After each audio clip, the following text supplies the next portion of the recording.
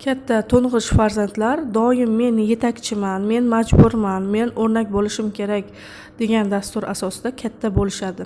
Kattalik pozitsiyasi qanday shakllanadi? Birinchi navbatda dunyoga kelganda u diqqat markazida bo'ladi. Hamma uni yaxshi ko'radi, lekin keyingi farzandlar tug'ilishi bilan u biroz chekkaga chiqishga majbur bo'ladi. Bola bu o'zgarishni ba'zida xafa bo'ladi va men endi muhim emasman degan pozitsiyada ota-onaga yoqish uchun o'zini isbotlashga va o'zini himoya qilishga harakat qiladi.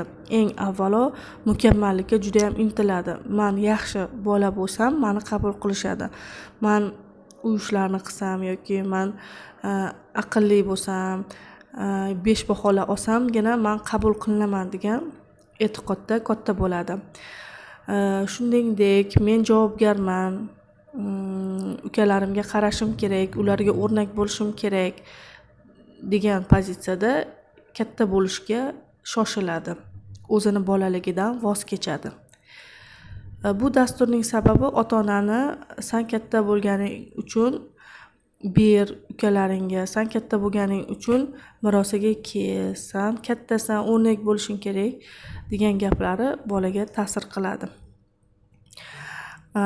Keyingi navbatda bola his-tuyg'ularini muhim emas deb hisoblaydi. Sen kattasan, yig'lama, uyalmaysanmi, kichik bolaga o'xshab harakat qilyapsan degan so'zlardan bola juda ham bezib ketadi.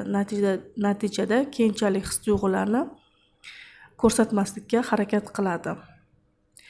Mukammal bajarmasam, yaxshi ish qilmasam, meni sevishmaydi degan pozitsiyada baholari, intizomini haddan ortiq yaxshilashga ko'proq harakat qiladi. Bu keyinchalik nevroz kasalligiga sabab bo'ladi. O'zini ko'proq ishlash, mehnat qilish, yaxshi o'qish orqali isbotlashga harakat qiladi va yaxshi bo'l, keyin sevishadi degan pozitsiyada katta bo'ladi. Kuchli tomonlari va qiyinchiliklari.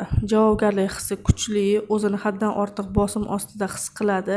Yetakchilik, liderlik qobiliyati va mehnatsevarlik, intizom, mukammallikka intilish kuchli, o'rnak bo'lishga intiladi, o'zini haddan tashqari tanqid qiladi. Tashabbuskor, oldinga intiladi va yordam so'ralganda har doim yordam berishga tayyor bola bo'lib katta bo'ladi.